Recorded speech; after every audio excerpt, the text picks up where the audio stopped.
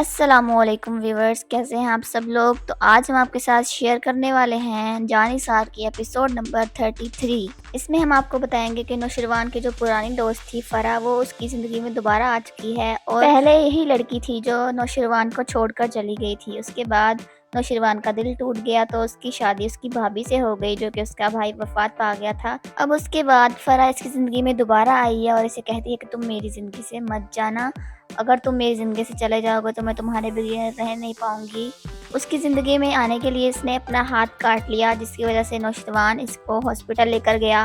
تو جب ہاسپٹل سے ڈسچارج ہوئی تو اس کو گھر واپس لے کر آیا اور اس کا خیال رکھ رہا ہے۔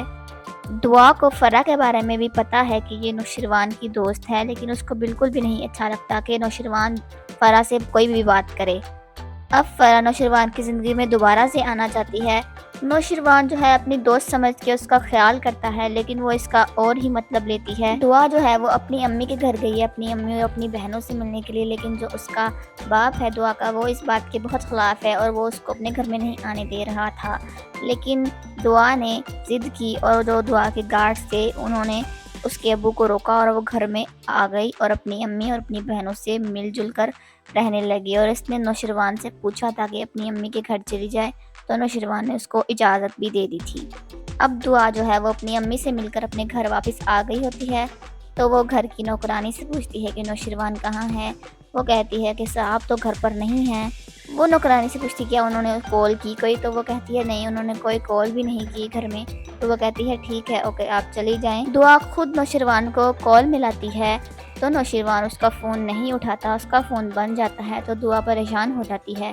فرح نوشروان سے کہتی ہے کہ تم میرے پاس ہی رک جاؤ، اور وہ اس سے پوچھتی ہے کہ تم میرے پاس کیا نہیں رک سکتے؟ نوشروان کہتا ہے کہ میرا گھر جانا بھی ضروری ہے، دعا میرا انتظار کر رہی ہوگی۔ تو نوشروان جو ہے وہ اس کو چھوڑ کر چلا جاتا ہے، اور فرح دل میں خوش بھی ہو رہی ہوتی ہے اور اس کو غصہ بھی آ رہا ہوتا ہے۔ وہ یہ سوچ کر خوش ہوتی ہے کہ نوشروان اس کی زندگی میں دوبارہ آ گیا ہے اور وہ اس کو دعا سے چھین لے گی۔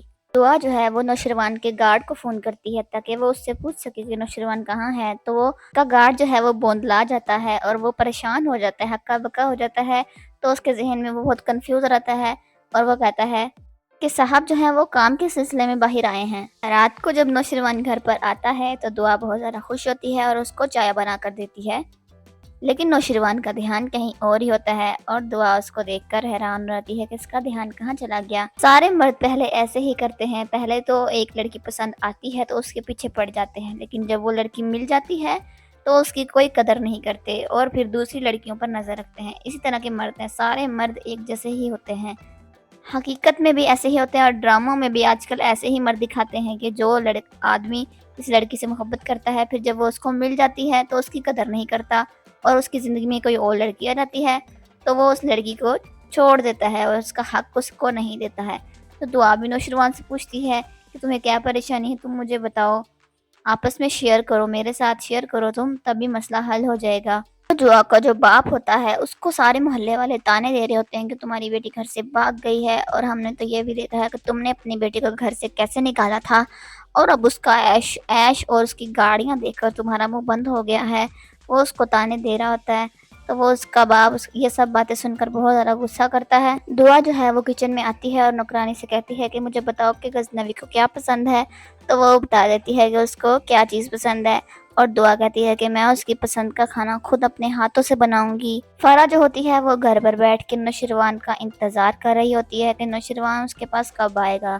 اس کے ذہن میں بہت ساری چالیں چل رہی ہوتی ہے اپنے ذہن میں کہ وہ دعا سے اس کو کیسے چھینے گی۔ فرح کو لگتا ہے کہ نوشروان آ گیا ہے، لیکن وہ اپنے گارڈ کو بھیج دیتا ہے تاکہ وہ فرح کی خیریت معلوم کر سکے، لیکن فرح کو اس بات پر بہت غصہ آتا ہے۔ وہ اس سے پوچھتی ہے کہ نوشروان کیوں نہیں آیا، لیکن وہ کہتا ہے کہ وہ مصروف تھے، اور وہ کہتی ہے کہ جانتی ہوں کہاں مصروف تھے۔ نوشروان جب گھر پر آتا ہے تو وہ بہت ڈانٹتا ہے کہ تم کچن میں کیوں گئی تھی، لیکن دعا کہتی ہے کہ اس میں سکینہ کی کوئی غلطی نہیں ہے، میں نے ہی ضد کی تھی کہ میں آپ کے لیے کھانا بناؤں گی۔ تو نوشروان سمجھ جاتا ہے اس کی بات کو اور وہ خاموش ہو جاتا ہے، اور وہ دونوں مل بیٹھ کر کھانا کھانے لگ جاتے ہیں۔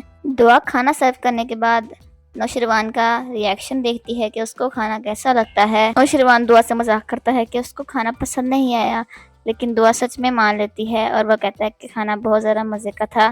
دعا کا موڈ آف ہو جاتا ہے، لیکن نوشروان اس کو یقین دلاتا ہے کہ کھانا سچ میں بہت مزے کا تھا، تو وہ چپ چاپ سے کھانا کھانے لگ جاتے ہیں۔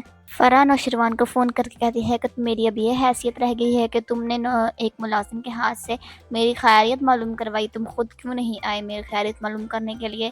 تو نوشروان اس کو کہتا ہے کہ میں مصروف تھا اس لیے میں نہیں آ پایا۔ پیچھے سے دعا آ جاتی ہے اور نوشروان بندلا جاتا ہے پھر سے، اور وہ اس کو کہتی ہے آپ کی فائل، اور وہ نوشروان کا موڈ جو آف ہو جاتا ہے۔ دعا اس کا محسوس کرتی ہے کہ اس کا جو ہے وہ موڈ اچھا نہیں ہے۔ تو آج کی ہماری یہ ایپیسوڈ یہیں پر ہی اختتام پذیر ہوتی ہے۔